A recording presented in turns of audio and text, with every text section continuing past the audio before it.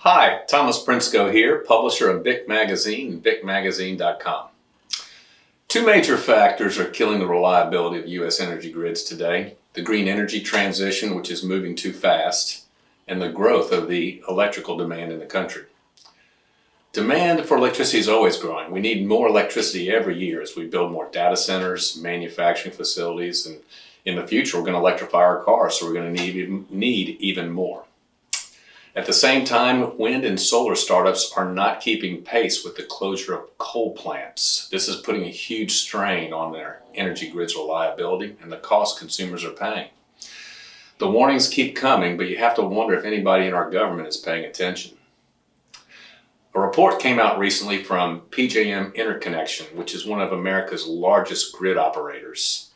The PJM report forecasts power supply and demand through 2030 across the 13 eastern states of the United States that make up its territory, including big coal states like Pennsylvania, West Virginia, Tennessee, and Kentucky.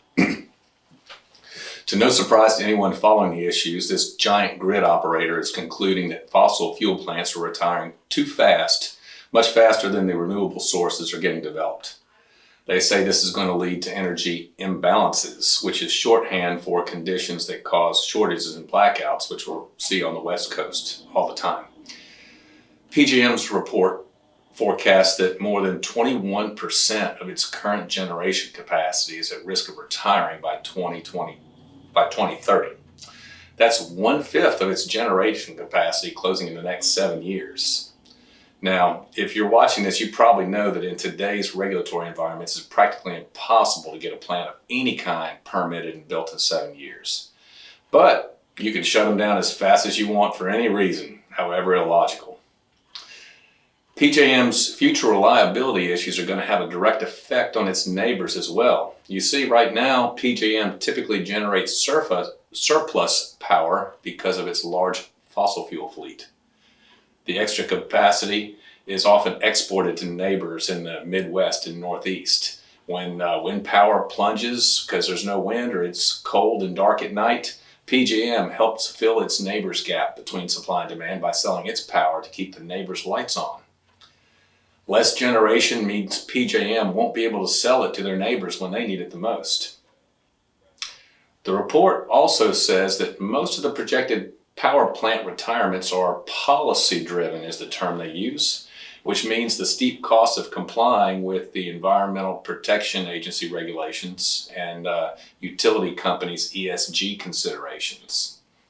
Many states have established ambitious renewable goals, and the Inflation Reduction Act gives enormous subsidies to wind, solar, and batteries.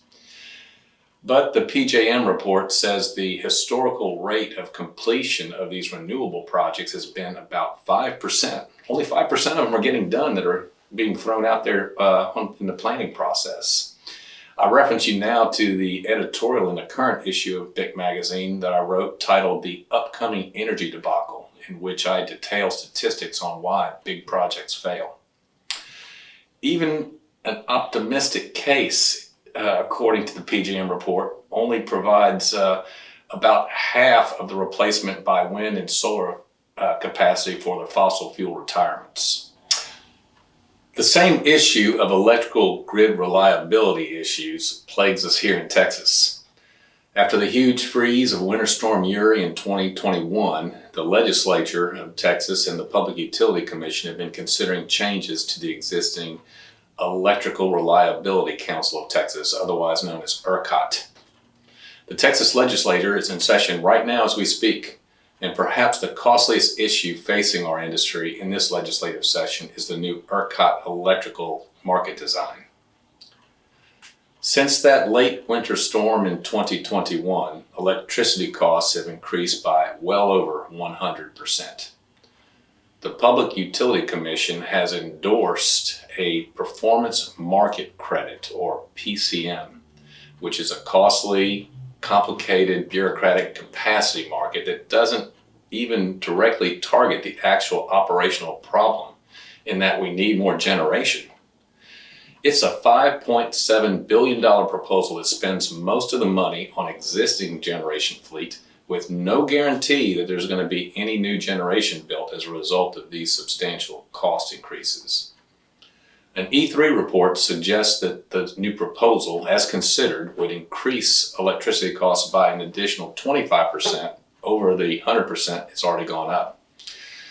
What we need is a cost-effective, consumer-focused approach to build new generation in Texas, and it should be developed by electricity experts that are directly engaged in power procurement.